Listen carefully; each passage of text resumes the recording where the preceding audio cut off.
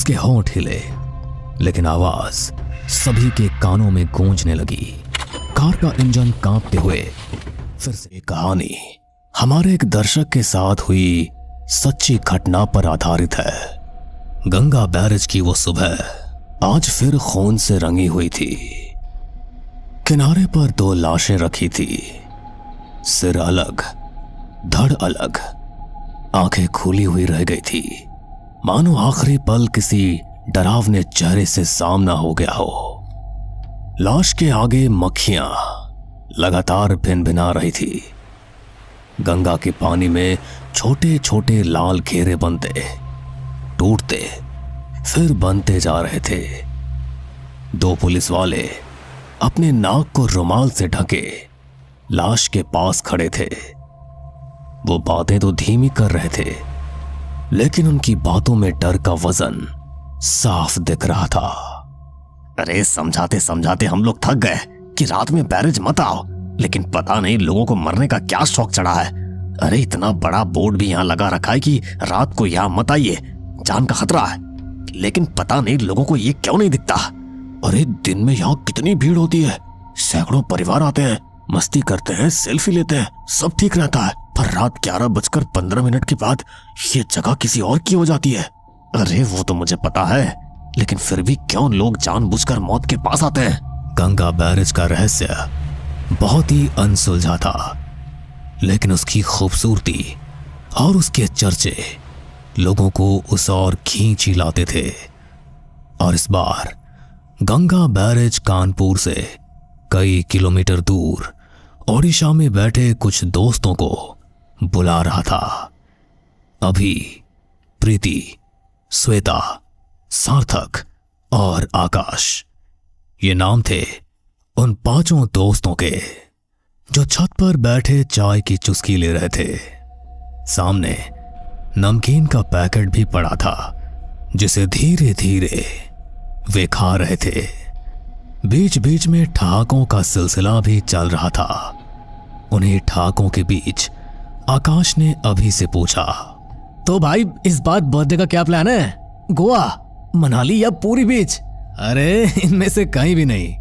अरे क्यों भाई, बर्थडे पार्टी नहीं देनी है क्या? अरे इस बार 21 का हो जाएगा तू, पार्टी तो भयंकर होनी चाहिए, ऑल नाइट होनी चाहिए। क्यों दोस्तों, इस बार पार्टी कानपुर में करेंगे, मस्त वाली और बिग वाली।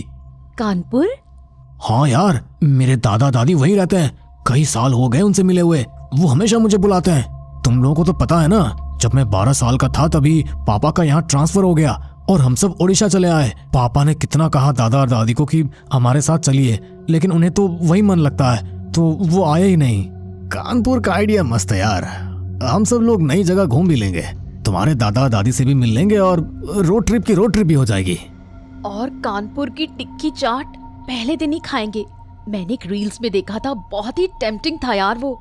अरे देख ले बुक्कड़ को। वही मार्केट भी घूमेंगे, टाइम अच्छा गुजरेगा। दिन तय हो गया और फिर 5 दोस्त निकल पड़े कानपुर की ओर। लंबी ड्राइव के बाद दोस्तों की टोली कानपुर पहुंची। घर के दरवाजे पर ही दादा और दादी टकटकी लगाए उनका इंतजार कर रहे थे, और जैसे ही 5 वहां पहुंचे उनकी आंखें भर आई। उन्होंने सारे दोस्तों को गले से लगा लिया। इतना अपनापन, इतना प्यार देखकर रास्ते की सारी थकान दूर हो गई। 3-4 दिन उन्होंने पूरा शहर घूमा, हर एक नई चीज ट्राई की। इतनी सारी फोटो और सेल्फी सबने ली कि उनकी मोबाइल की गैलरी भरने लगी।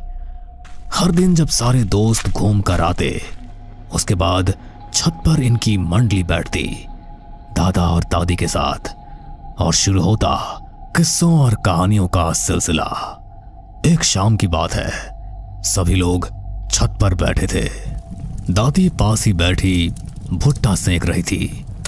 तभी अभी ने दादी से कहा, दादी कल गंगा बैरेज चलते हैं ना, सब बोल रहे हैं वहां का व्यू बहुत अच्छा है। गंगा बैरेज का नाम सुनकर दादी के चेहरे का रंग उड़ गया, उनके होंठ डर से कांपने लगे। गंगा बैराज? अरे नहीं नहीं, वहां मत जाना, बिल्कुल मत जाना। क्यों दादी, हजारों लोग तो जाते हैं, प्लीज हमें मना मत करो ना, फिर न जाने कब आना होगा यहाँ। अभी ने दादी से ये बात इतने इमोशनल ढंग से कही कि दादी ने कहा, दिन में जाना हो तो जाओ, घूम लो, फोटो खींच लो, चाय पी लो, लेकिन याद रखना रात 11:15 के बाद इस जगह का नाम भी मत लेना, क्योंकि उस वक्त की हवा इंसानों की नहीं होती, वो किसी और की सांस होती है। उस वक्त जो आवाज उठती है वो सिर्फ सुनाई नहीं देती, वो तुम्हें अपनी ओर खींचती है। वो पुकार नहीं होती, वो पकड़ होती है। याद रखना, ये चेतावनी है। कहानी समझकर हंसोगे तो लौट नहीं पाओगे। ठीक है दादी, रात को कोई नहीं जाएगा। हाँ, सुबह ही चलेंगे। हाँ पक्का।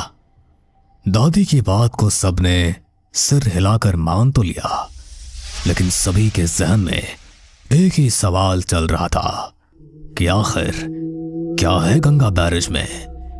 क्यों लोगों को रात के वक्त वहां जाने से मना किया जाता है? उसी रात की बात है। रात के 10 बज रहे थे। दादा और दादी तो गहरी नींद में जा चुके थे, लेकिन अभी की आंखों से नींद कोसों दूर थी। उसके सारे दोस्त भी जगे ही हुए थे। गाइस, छोटा सा नाइट ड्राइव करें, गंगा बैरेज के पास से होकर बस 20 मिनट का राउंड लगा ले, कोई कार से नीचे भी नहीं उतरेगा। ओए नहीं, पागल है क्या? दादी ने मना किया है ना। रात की हवा में ड्राइव का मजा ही अलग है। बैरेज के पास से निकलेंगे और वापस। चलो ना यार प्रीति, कुछ एडवेंचर हो जाएगा। अरे यही वक्त है, सड़कें खाली है। आखिरकार सभी लोग कार में सवार हुए। दरवाजा धीमे से बंद हुआ और कार गंगा बैरेज की ओर तेज गति से बढ़ चली। शहर की रफ्तार पीछे रह गई। आगे थी पेड़ों की लंबी परछाइयां और धुंध जो हेडलाइट से भी नहीं कट रही थी। घड़ी में 10:30 बज रहे थे। गंगा बैरेज के पास वो पहुंचने ही वाले थे। सड़क जो अभी तक सुनसान लग रही थी, वो मनहूस दिखने लगी थी, क्योंकि कुत्तों की रोने की आवाज लगातार आ रही थी। तभी एक पानीपुरी वाले के ठेले पर सभी दोस्तों की नजर गई। एकदम से उसे देखकर सभी लोग डर गए। वे सभी यही सोच रहे थे कि इतनी रात को ये पानीपुरी वाला यहां क्या कर रहा है, क्योंकि रात को तो कोई इस तरफ आता ही नहीं है। लैंप की हल्की पीली रोशनी में उसका चेहरा साफ दिख रहा था। आंखें बिल्कुल सफेद, जैसे बिना पुतलियों के, होंठ गहरे काले और वो हल्की लेकिन रहस्यमयी मुस्कान। स्ट्रीट लैंप की पीली रोशनी उस पानीपुरी वाले को इंसान कम और किसी अजीब परछाई जैसा बना रही थी। ए रुक, एक प्लेट हो जाए। इस टाइम यहाँ? डर तो सभी के सीने में धड़क रहा था, लेकिन फिर भी उन्होंने थोड़ी हिम्मत दिखाई और पानी पूरी खाने के लिए उतर गए। अंकल, इतनी रात में यहाँ इस जगह आपको डर नहीं लगता? डर तो तब लगता है जब बैरेज का पानी नाम लेकर बुलाता है। लौट जाओ, रात मेरी है। भैया, आप एक हॉरर पॉडकास्ट क्यों नहीं करते? मस्त व्यूज आएंगे आपके पॉडकास्ट पर। अभी ने ये बात हंसते हुए कही और फिर पानीपुरी वाले की ओर देखते हुए बोला, भैया एकदम तीखा बनाना पानीपुरी, ताकि आंखों में पानी आ जाए। और हाँ, थोड़े बड़े साइज के गोलगप्पे देना। और मेरे लिए गोलगप्पे छोटे कर देना। 2-3 दोस्तों ने जल्दी जल्दी पानी पूरी मुंह में डाल ली। बाकी 2 कदम भर पीछे हट गए। पहले कौर में ही अजीब सी कड़वाहट थी। पानी का स्वाद पुदीने का नहीं, धातु जैसा था, जैसे जंग लगे लोहे पर जीभ फेरती हो। गले से नीचे उतरते ही सबको झुरझुरी सी दौड़ गई। किसी ने कुछ बोला नहीं, बस आंखों में बेचैनी झलकने लगी। कार फिर धीरे धीरे आगे बढ़ी। पीछे रह गया वो ठेला रियर व्यू मिरर में उसकी पीली बत्ती टिमटिमा रही थी। हर गुजरते सेकंड के साथ वो रोशनी और ठेला छोटा होता जा रहा था। पहले साफ, फिर धुंधला, फिर जैसे किसी धुंधली याद की तरह। अचानक जैसे किसी ने जोर से बुझा दिया हो, बत्ती एक झटके में गायब। सड़क पर चारों तरफ सिर्फ अंधेरा और जंगल की घनी परछाइयां। लेकिन गायब होने से ठीक पहले सबने देखा वो आदमी अब भी ठेले के पास खड़ा था।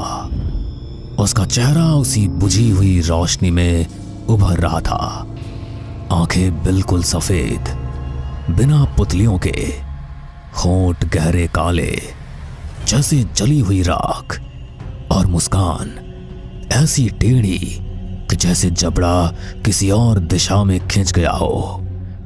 उसका शरीर हिल नहीं रहा था, बस धीरे धीरे, बहुत धीरे धीरे धुएं की तरह घुल रहा था। पहले उंगलियां गायब हुई, फिर हाथ, फिर चेहरा पिघलता सा मिट गया। आखिर में ठेला भी धुंध में समा गया। कुछ भी नहीं बचा, न रोशनी, न आदमी, न ही ठेला। कार के अंदर सन्नाटा पसर गया था, ऐसा जैसे कि किसी ने एक दूसरे की तरफ देखा तक नहीं। उसके बाद ना किसी ने मजाक किया, ना कोई हंसा। सब चुप थे, लेकिन सबने देखा था। हर किसी ने महसूस किया था कि अभी अभी उन्होंने इंसान की बनाई पानी पूरी नहीं खाई थी, वो किसी और चीज का न्योता था। अगले ही मोड़ के बाद सड़क किनारे एक लड़का और लड़की खड़े उन्हें मिले।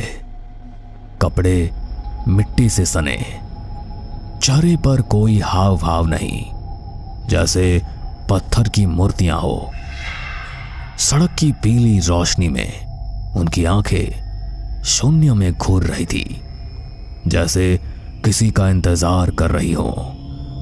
उन्होंने कार को रुकने का इशारा किया। भैया, हमारा घर आगे है, लिफ्ट मिल जाएगी। हाँ हाँ, बैठो ना। रुको मत। लेकिन दरवाजा अचानक खटाक से खुला। लड़का लड़की अंदर आकर पीछे बैठ गए, और उसी पल कार के भीतर की हवा बदल गई, जैसे किसी ने खिड़की से बर्फ के टुकड़े फेंक दिए हों। हर सांस धुंध बनकर निकल रही थी।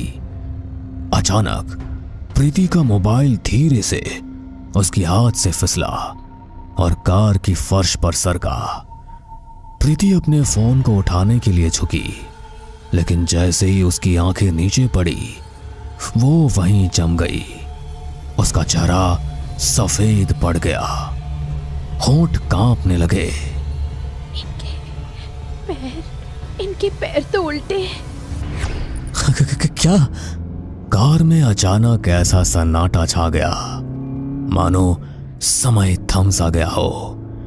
इंजन की घरघराहट भी जैसे दब सी गई।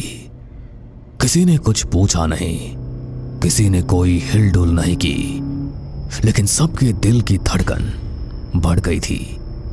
अचानक उन दोनों ने कार रोकने को कहा, और वे दोनों बिना कुछ बोले गाड़ी से उतर गए। उतरते वक्त लड़की ने अपनी लंबी ठंडी उंगली कार की धुंधली खिड़की पर घुमाई। एक सीधी रेखा नहीं, बल्कि उल्टी दिशा में, जैसे किसी बंद रास्ते का इशारा हो।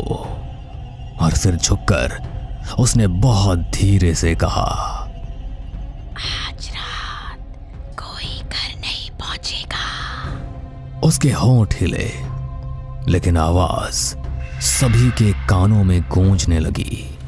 कार का इंजन कांपते हुए फिर से चल पड़ा। सड़क अब सीधी बैरेज की ओर जाती थी। पहले पानी की आवाज सिर्फ साथ चल रही थी, अब सामने से आ रही थी। वो आवाज लहरों की नहीं थी, वो भारी, घुटी हुई, थकी सांसों जैसी थी। बीच बीच में जैसे कोई गला फाड़ कर करा रहा हो। भाई जरा सा गाड़ी रोको ना, मुझे हल्का होना है। मैं साथ चलूं? हाँ चल। दोनों झाड़ियों के बीच गायब हो गए।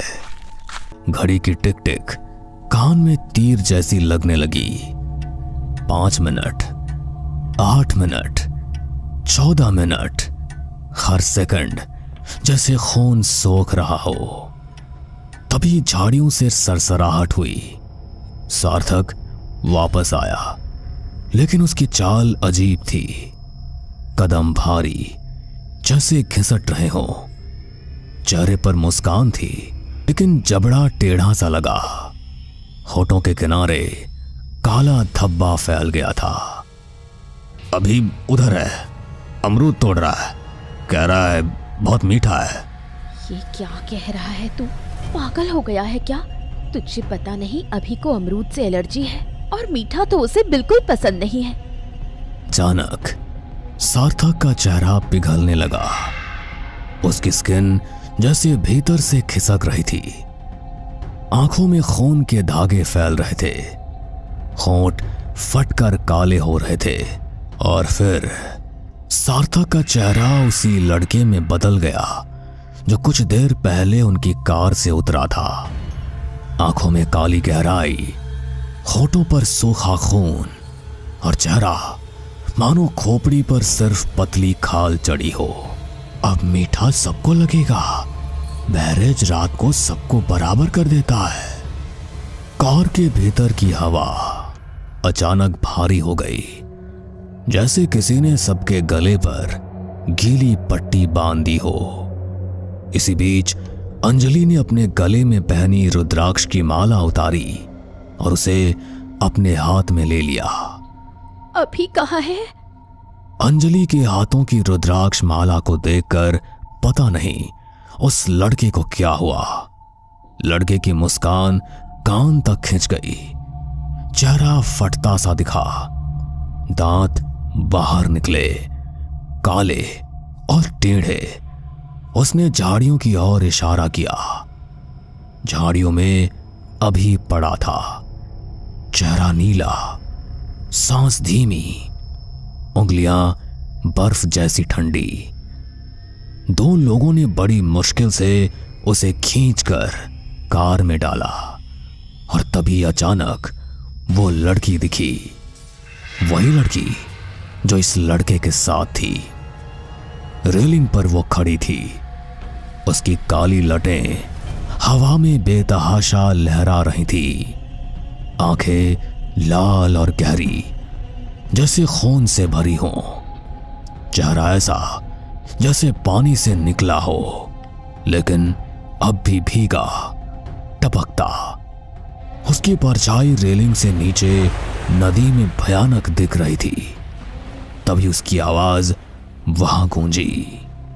दिन में ये जगह तुम्हारी है। रात 11:15 के बाद ये जगह मेरी है। लौट जाओ या चलो हमारे साथ। ये दृश्य देखकर किसी ने दरवाजा अंदर से लॉक कर दिया। किसी की सांसें उखड़ने लगी। मुझे किसी के रोने की आवाज बहुत पास से सुनाई दे रही है। जो भी सुनो जवाब मत देना, पीछे मत देखना। अचानक कार की खिड़कियों पर गीली हथेलियों के निशान एक एक कर उभरे, जैसे पानी के भीतर से किसी ने कांच थामा हो। फिर नाखूनों की खुरचन, धीमी लेकिन साफ। कार के भीतर की घड़ी 11:15 पर ठहर सी गई। फिर उन दोनों की आवाज एक साथ आई। रुद्राक्ष उतार दो। रुद्राक्ष उतार दो, उतार दो। किसी का कुछ नहीं उतरेगा। बहुत देर के बाद इंजन ने जैसे दम भरा। चाबी घूमते ही कार दौड़ पड़ी फुल स्पीड में। रेलिंग के साथ साथ कार दौड़ी। आवाज कभी आगे, कभी ऊपर, कभी इतने पास कि कांच पर धुंध बनकर उल्टे अक्षर उभर जाते। रात मेरी है। सामने मोड़ था, मगर सड़क एकाएक जैसे 1 इंच बाएं खिसक गई। अचानक ब्रेक जोर से दबे, टायर सड़क पर रगड़े और चीखने जैसी आवाज निकली। कार बेकाबू होकर बाएं मुड़ी और सीधे एक पेड़ से भिड़ गई। टक्कर इतनी जोरदार थी कि पूरा बॉनेट चपटा हो गया और शीशे चटककर 1000 टुकड़ों में बिखर गए। 2 सेकंड के लिए कान फटने जैसी आवाजें गूंजी। उसके बाद सब कुछ थम गया। न इंजन की गड़गड़ाहट, न लोगों की चीख, बस एकदम सन्नाटा और चारों तरफ घना काला अंधेरा। अगली तस्वीर अस्पताल की थी। सफेद छत, दवाई की गंध और मशीन की बीप। अभी और सार्थक बेहोश, श्वेता की आंखों पर पट्टियां। बाहर ड्यूटी पर खड़ा कंपाउंडर बोल रहा था कि रात में कोई भी हादसा आम नहीं होता, लेकिन इस समूह का हादसा बहुत अलग था। शरीर ठंडे पर दिल धड़क रहे थे। खिड़की पर नमी में उल्टे निशान बार बार बन रहे थे। पूरे 7 दिन वे लोग अस्पताल में रहे और जब वे घर पहुंचे तो दादी ने दहलीज पर गंगा जल छिड़का। अब सीधा ओडिशा। रास्ते में कोई आवाज बुलाए, कोई नाम पुकारे, जवाब मत देना, पीछे मत देखना, बैराज का नाम रात में मत लेना। जी ठीक है, चलो। सुबह की पहली रोशनी में कार धीरे धीरे शहर से बाहर निकल गई। सड़क पर चारों तरफ सन्नाटा था। तभी सामने फिर वही पानी पूरी वाला ठेला दिखाई दिया, लेकिन इस बार कुछ अलग था। हवा शांत थी, पत्ते भी नहीं हिले। पानी पूरी वाले के चेहरे पर कोई मुस्कान नहीं थी। उसने बस एक छोटा सा कागज हवा में उछाल दिया। कागज उड़ता हुआ आकर सीधा कार की विंडशील्ड पर चिपक गया। उस पर लाल रंग से उल्टे अक्षरों में लिखा था, रात मत लौटना। जब कागज हटाया गया, ठेला गायब था। सड़क पर कुछ भी नहीं था। किसी ने एक दूसरे की तरफ देखने की हिम्मत भी नहीं की। सबने बस अपनी सीट को कस के पकड़ लिया। दिन ढलते ढलते वे सब ओडिशा अपने घर पहुंचे। शरीर थका हुआ था, लेकिन माहौल में अजीब सी शांति थी। अंजलि ने अपने बिस्तर के पास रुद्राक्ष की माला रख दी। आंख लगने ही वाली थी कि अचानक मोबाइल स्क्रीन पर एक अननोन कॉल आई। कॉल पर कोई नंबर या जगह साफ नहीं दिख रही थी। कॉल उठाते ही वही धीमी गीली सी आवाज कान में आई, अमरूद, अमरूद मीठा है, 11:15 फिर आएगी। अंजलि की सांसें ठंडी हो गई, पर उसने कोई जवाब नहीं दिया। कॉल अचानक कट गई। खिड़की के शीशे पर नमी जमा हो गई। नमी अपने आप उल्टे अक्षरों में बदल गई। गंगा बैरेज 11:15। अगली सुबह सूरज सामान्य था। गली में चिड़ियों की चहचहाट थी। दूध वाला आया। सब कुछ रोज जैसा लग रहा था, लेकिन अंदर से सबको पता था कुछ बदल चुका है। मोबाइल की कॉल लॉग में रात 11:15 पर एक एंट्री दर्ज थी। लोकेशन कानपुर लिखा था, लेकिन नंबर नहीं दिखा। रुद्राक्ष की माला हथेली में गर्म जलते अंगारे जैसी महसूस हो रही थी। अभी की दादी ने सबको समझाया। उनकी आवाज धीमी थी, लेकिन साफ। कुछ जगह दिन में सबकी होती हैं, पर रात को किसी और की। दिन में जाओ, सम्मान से जाओ, रात में नाम भी मत लो। यही नियम है और यही बचाव है। दोस्तों, कहानी यहां खत्म नहीं होती। गंगा बैरेज दिन में बिल्कुल अलग दिखता है। धूप में चमकता हुआ, हवा चलती है, पुल की रेखाएं तस्वीर जैसी लगती है। लेकिन रात 11:15 के बाद वही पुल किसी और का नाम लिख देता है। अगर उस वक्त कोई आवाज पुकारे तो दरवाजा बंद रखना, खिड़की बंद रखना, और सबसे जरूरी उसका जवाब मत देना। क्योंकि जो आवाज पानी बनकर पुकारती है, वो आवाज अगर किसी को पहचान ले तो फिर छोड़ती नहीं। कई महीने बीत गए। दोस्त अब बैरेज का नाम रात में कभी नहीं लेते। कभी कभी अचानक हवा भारी हो जाती है, कभी खिड़की पर नमी की उल्टी लकीर अब भी बन जाती है, कभी दूर से पानी में किसी की कराहत सुनाई देती है। ऐसे हर पल में सब एक दूसरे को देखे बिना एक ही वाक्य याद कर लेते हैं।